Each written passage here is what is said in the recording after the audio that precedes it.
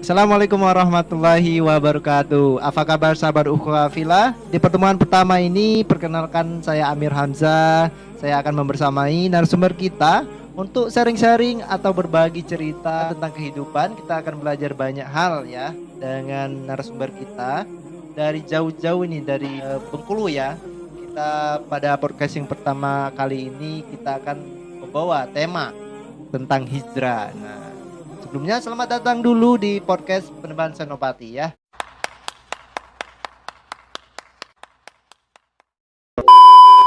Oke, kita langsung saja kita panggil narasumber kita dengan Kak Asmara. Wih. Halo, assalamualaikum warahmatullahi wabarakatuh. Gimana kabarnya Kak? Kayaknya dipakai dulu ya, biar kita ngobrolnya enak gitu kan.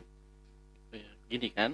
Iya, betul sekali. Oke, udah siap? Iya, Udah siap gimana ya. tuh? Kami pengen ya belajar gitu sebagai pemuda nih ya. Mulai hijrah itu seperti apa gitu kan. Makanya ini saya undang kakaknya dari Bengkulu jauh-jauh ke sini. Gimana perjalanannya Kak ke sini? Jauh. Alhamdulillah, karena saya sudah lama juga ya tinggal di Jogja ya. Oh gitu, alhamdulillah ya. Jadi nggak banyak keluar ininya juga ya. Amplopnya ya. Oh gitu kan. Khotib Jumat.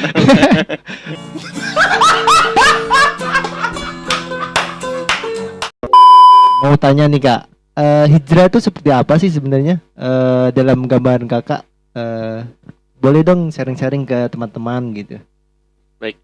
Bismillahirrahmanirrahim. Assalamualaikum warahmatullahi wabarakatuh. Waalaikumsalam warahmatullahi wabarakatuh. Alhamdulillahirabbil alamin. Assalatu wassalamu ala asrofil anbiya'i wal mursalin wa ala alihi washabihi ajmain. Allahumma sholli ala sayyidina Muhammad wa ala ali sayyidina Muhammad. Allahumma firli wali walidayya warhamhuma kama rabbayani shaghira. Sebelumnya terima kasih ya, saya sudah diundang di pengurus komisariat kami ya, Kesatuan Aksi Mahasiswa Muslim Indonesia Panembahan Senopati. Oke. Jujur saya bahagia sebenarnya. Masya Allah. Dan ini sebenarnya perdana podcast kita Kak. Oh Masya Allah.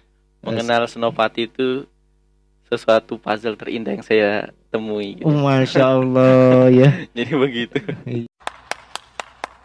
Baik, teman-teman semua, kalau kita berbicara tentang hijrah, maka ada banyak definisi ya hijrah itu ya. Ada definisi perubahan tempat, jadi perpindahan tempat dari tempatnya yang kurang baik menuju tempat yang baik gitu.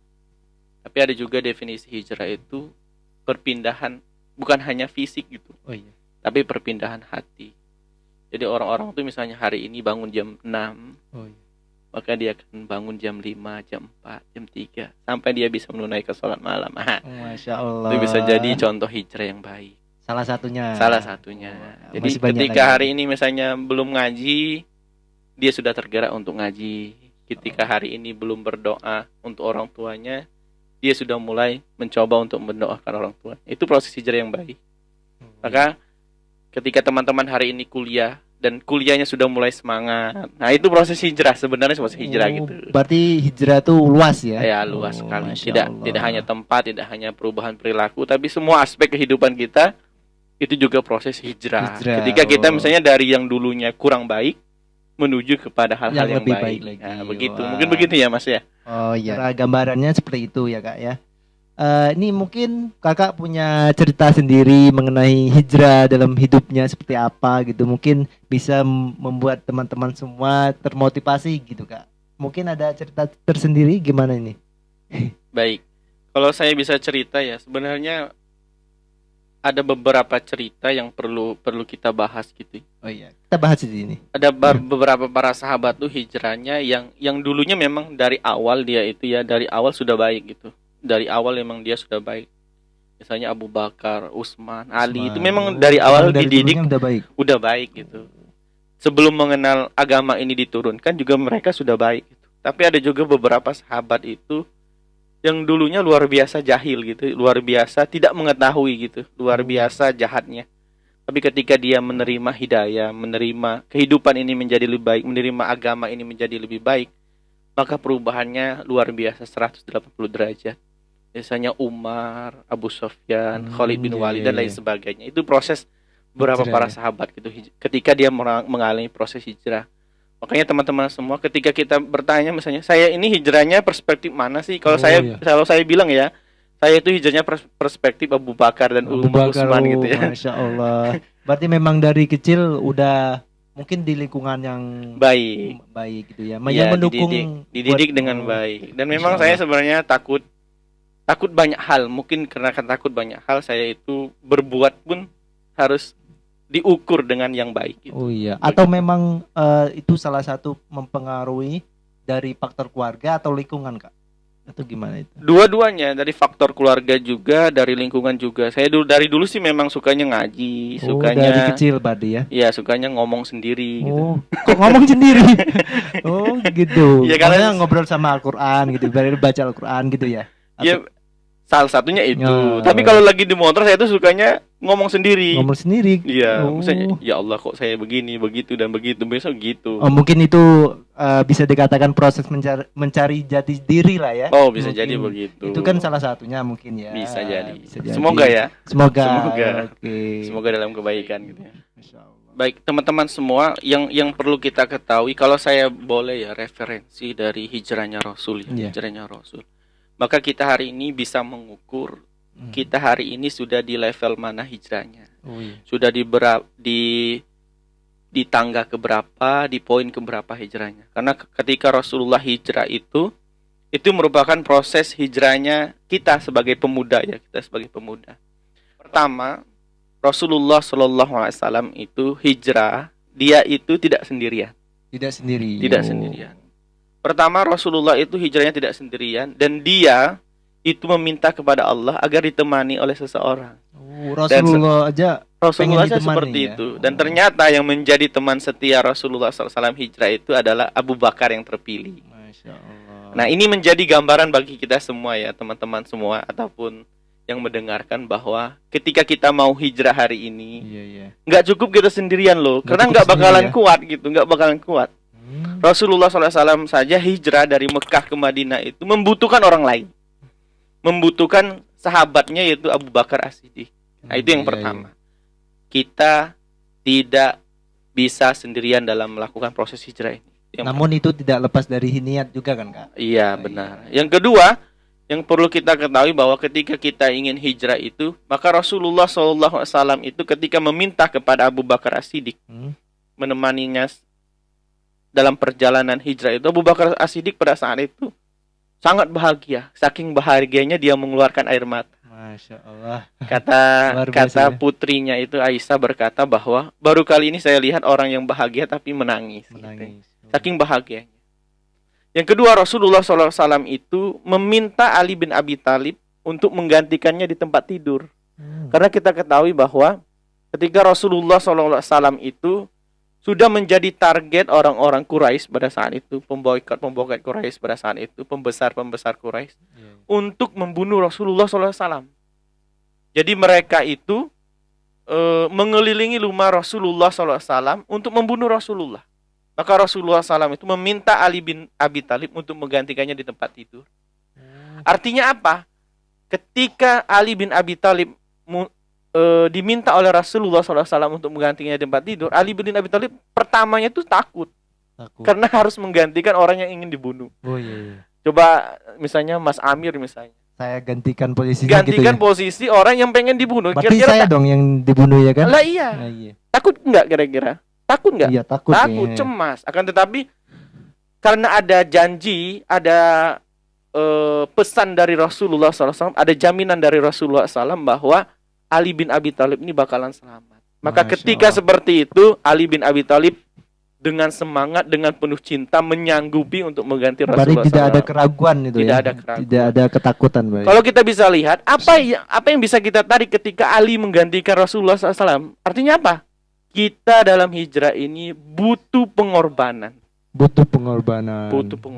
Dan pengorbanan itu nggak main-main. Ketika sudah ada janji dari Allah bahwa ketika hijrah kita akan mendapat lebih baik, kita harus tahu bahwa ada jaminan dari Rasulullah SAW. Itu yang kedua.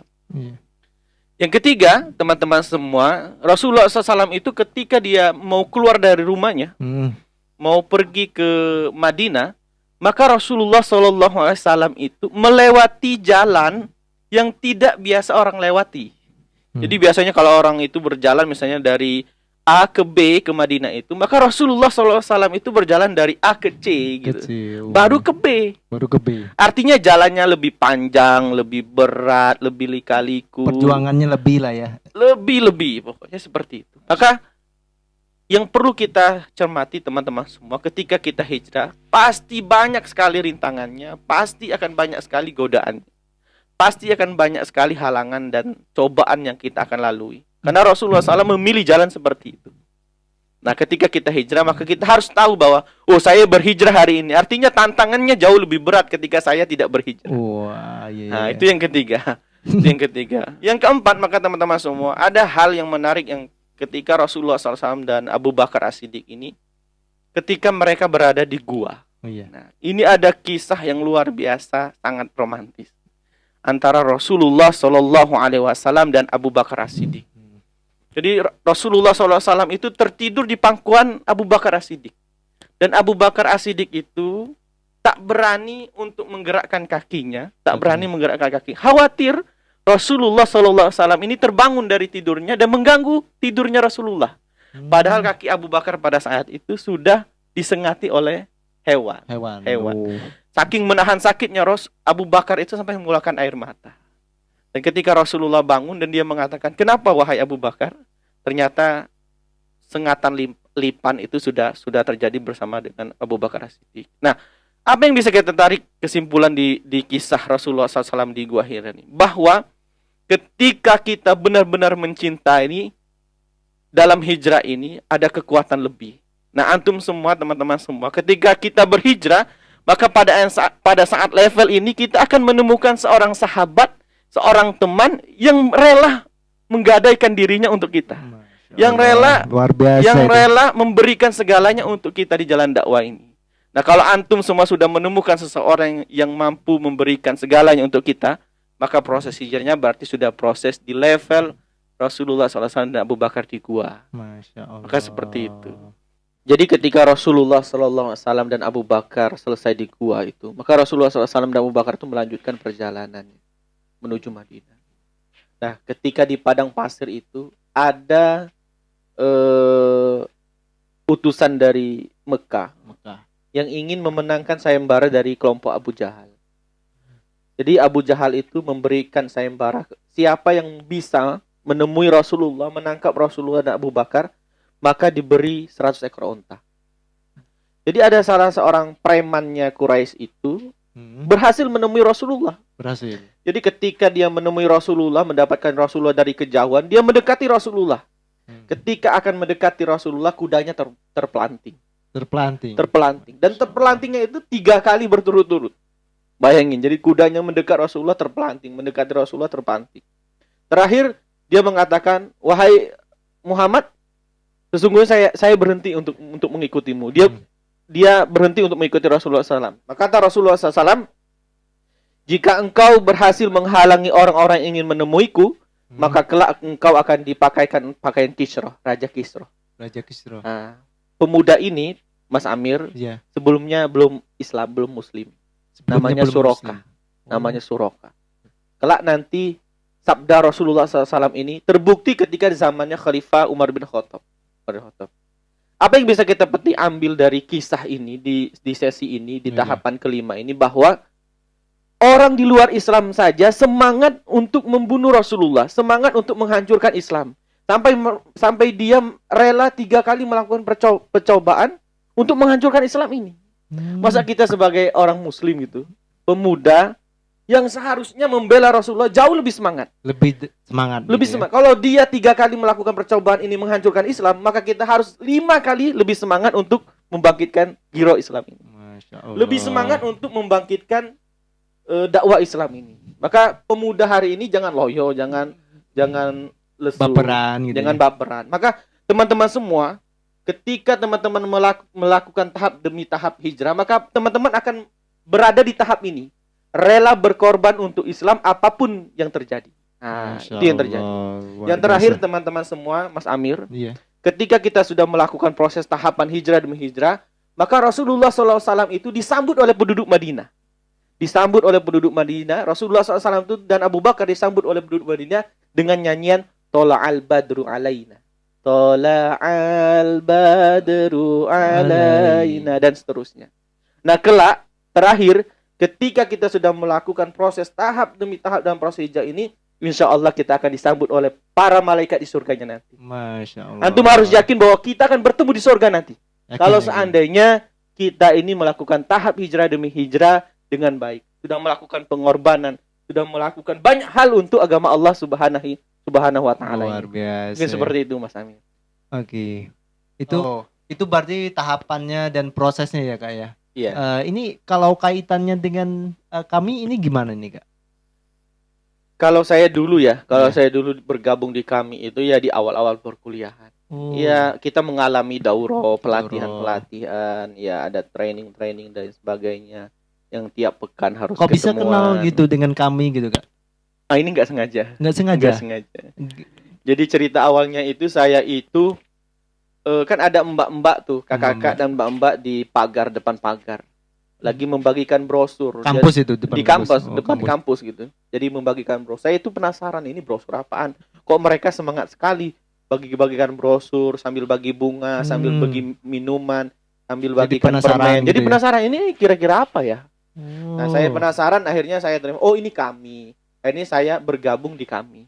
Dan ternyata teman-teman semua, saya dulu pertama kali awal kuliah itu saya beberapa hari tinggalnya di masjid, di marbot masjid. Ternyata yang menjemput saya pertama kali di depan kampus itu adalah ketua kami. Masya Allah. Jalannya Jalannya udah diatur gitu ya. Iya, seperti diatur gitu. Dan ini memang takdir Allah Subhanahu wa taala. Bagaimana saya tidak mencintai kami kalau seandainya pertama kali saya dijemput oleh ketua kami, dan saya nggak tahu itu kalau ketua kami. Masya Saya baru tahu itu Allah, ketua luar kami ketika biasa. saya, ternyata tempat saya tinggal dulu adalah markasnya kami gitu. Luar Begitu, Mas biasa. Ami. Iya, iya. Itu kan hubungannya dengan hijrah ya. Dalam artian gimana sih pemuda sekarang konteks hijrahnya seperti apa, pengen hijrahnya gitu. Kalau mau pengen hijrah gitu, Iya, pengen kira-kira hijrahnya harus seperti- ngapain gitu Iya, ya? betul. Oh iya. Kalau menurut saya mungkin nanti beda-beda cara orang ya, beda-beda cara orang menyampaikan, Beda-beda, ya. beda-beda cara orang strategi ya. Kalau menurut saya teman-teman semua, kalau mau hijrah, pertama kalau sudah terketuk hatinya mau berubah, pada saat itu harus berdoa kepada Allah Subhanahu wa taala. Berarti tergantung hidayah atau gimana itu, Kak? Pertama itu ketika kita misalnya, saya udah berpikir mau berubah nih. Nah, saat itu juga harus langsung berdoa, ya Allah, saya mau berubah, ya Allah, saya mau berubah, ya Allah, saya mau berubah, ya Allah. Oh, iya. Tolong kuatkan itu. Nah, maka timbul niat kita itu menjadi kuat gitu, menjadi kuat. Yang kedua, kita harus cari teman, cari orang, cari lingkungan, cari tempat yang bisa menopang kita. Betul, lebih Ketika baik kita lagi gitu lupa, misalnya ada yang mengingatkan. Ketika kita lalai, ada yang menegur, ada yang mengajak kita untuk selalu berbuat dalam kebaikan. ya. Selanjutnya teman-teman semua, kalau kita mau hijrah misalnya, silakan cari posisi, cari tempat kira-kira lingkungan itu yang tidak menambah kita melakukan hal keburukan kembali. Misalnya kalau teman-teman di kosan, dan kosan ini justru menambahkan keburukan misalnya, mengingatkan kepada masa lalu yang buruk, segera pindah. Segera cari tempat kos. Kalau teman misalnya ada teman yang kalau berteman dengan dia kita tambah buruk misalnya, silakan cari teman yang lain dulu. Untuk sementara cari teman yang lain dulu. Biar nanti ketika kita sudah kuat baru kembali lagi cari teman yang Karena lama teman itu sangat mempengaruhi ya, mempengaruhi kita. Yang kedua, yang selanjutnya teman-teman semua, ketika kita ingin Yang ketiga. berubah, ketika kita ingin berubah, cobalah untuk mengganti semua apapun yang kira-kira bisa kita mengingat kepada Tuhan, kepada Allah. Misalnya kalau saya itu sengaja saya di kosan saya itu saya tulis ada lafaznya Allah dan Muhammad. Ada tulisan gitu Bismillahirrahmanirrahim. Jadi ketika saya sendirian, saya nggak melakukan apa-apa. Saya langsung ingat, ya Allah ada Tuhan, ada Allah nih. Masya Allah, merasa ada yang mengawasi. Misalnya teman-teman hari ini di mana tempat duduknya, kira-kira tempat duduk itu kalau sering duduk di situ melakukan kemaksiatan, main game misalnya, lalai sholat. Nah, ditulis di sampingnya. Sudahkah saya sholat? Sudahkah saya mengaji? Sudahkah saya itu salah satu langkah-langkahnya. Langkah tipsnya. Maka teman-teman semua hari ini yang perlu kita lakukan adalah hal-hal yang seperti itu. Maka ketika kita melakukan seperti itu, insya Allah ada saja jalan yang Allah berikan untuk kita, termasuk dalam proses jalan hijrah ini. Dan teman-teman sudah sangat cocok misalnya bergabung di Kesatuan Aksi Mahasiswa Muslim Indonesia ini. Masya Allah. Begitu Mas Amir. Oke. Saya juga senang gitu ketika masuk di kami gitu, karena saya menemukan teman-teman yang bisa mengingatkan saya, karena saya juga Alhamdulillah ya. Enaknya di kami seperti itu ya. Iya, enaknya seperti itu gitu. Belajar bareng-bareng Belajar gitu. bareng-bareng, masuk surga bareng-bareng. Iya, amin ya Allah. Amin, ya Allah. Selain itu gimana lagi Kak? Mungkin lebih ke kayak salah satunya share-share kata gitu di medsos yang lebih kayak memperbaiki diri gitu, atau dari pakaian bisa jadi seperti itu mungkin. Kalau itu sih fleksibel ya. Fleksibel ya. Nyamannya kita gimana? Kalau misalnya kita langsung bisa merubah semua pakaian kita menjadi pakaian yang lebih baik, bagus. Bagus. Tapi ada orang itu yang belum pede dengan hal-hal yang seperti Iya, itu. kebanyakan seperti itu. Lebih baik kuatkan dulu niat kita, kuatkan dulu Oh. niat kita, nanti akan mengikuti. Pakaian akan mengikuti, ucapan akan mengikuti, gerak-gerik kita akan mengikuti. Yang tadinya belum minum tangan kanan jadi minum tangan kanan, makan Masya tangan kanan Allah. jadinya makan tangan kanan. Nanti mengikuti seperti itu. Oke. Mungkin itu saja ya. Iya. Materi pada malam hari ini ya Kak. Ya mungkin bincang-bincang ya, Bincang-bincang. bukan materi ya. Oh, Kalau bincang-bincang lah ya. Kalau materi terlalu berat Mas Amir. Iya. Harus ada uangnya kan. Masya Allah. Iya. Mungkin ini close podcastnya. Mungkin ada kesan atau pesan untuk teman-teman semua gitu, kata-kata bijaknya seperti apa Kak? Kalau saya itu tidak punya kata-kata bijak yang baik ya. Tapi kalau saya itu selalu ingat pesan guru saya itu. Dimanapun posisimu, dimanapun tempatmu, maka ambillah posisi yang terbaik, tempat yang terbaik, jalan yang terbaik. Masya Allah. Itu pesan saya sebelum saya ke Jogja. Ke Jogja. Iya, saya dulu di Lubuk Linggau. Jadi pesan kelompok teman-teman saya di lingkaran itu pesan-pesannya, akhi, dimanapun posisimu, dimanapun tempatmu, maka jadikanlah posisi dan tempat itu menjadi jalan yang terbaik. Masya Allah. Itu yang selalu saya ingat, bahwa ketika saya di sini, saya harus optimal.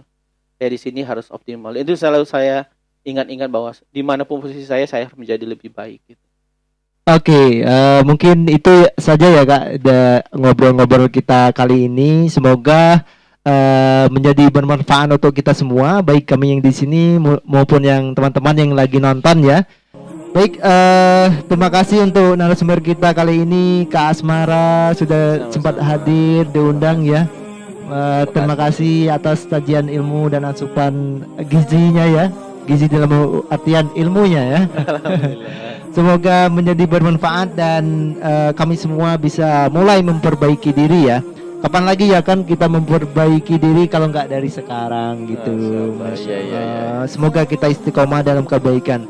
Oke teman-teman semua, terima kasih sudah menyaksikan podcast perdana ini. Saya Amir Hamzah, mohon maaf jika ada kesalahan dan hilaf. Akhir kata kami akhiri. Wassalamualaikum warahmatullahi wabarakatuh.